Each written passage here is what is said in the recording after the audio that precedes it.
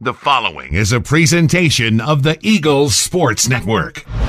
This is seeingeagles.com. I'm Matthew Osborne, and he is Carson-Newman men's golf coach Randy Wylie. As the Eagles get set to play in their last tournament of the fall season, the McDonough Cup in Orlando, Florida.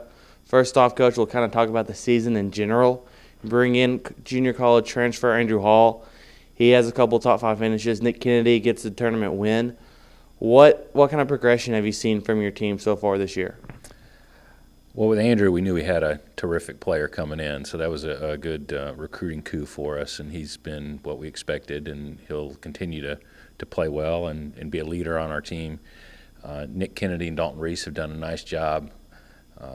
Dalton's really raised the level of his game, and Nick's taken it to a completely different level with a win, and the confidence that comes with a victory like that against a great field.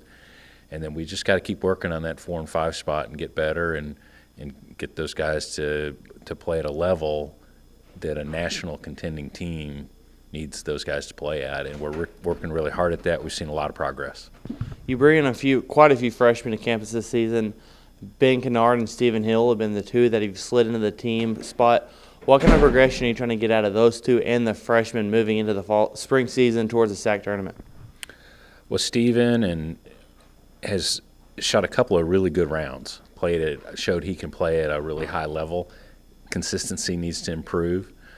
Ben's kind of in the same boat. He hasn't had quite as many low rounds as he needs to shoot, but he's a really hard worker, really smart player, so we just got to keep developing those guys.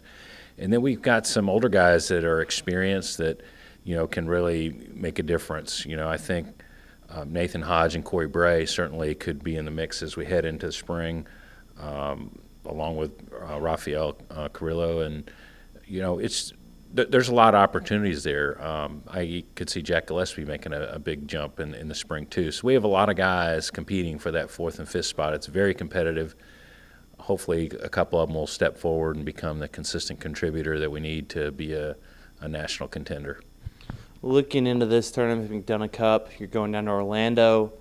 You're bringing along Stephen, Dalton, Nick. You bring up Nathan and Stephen Hill. The 5 will be going with you.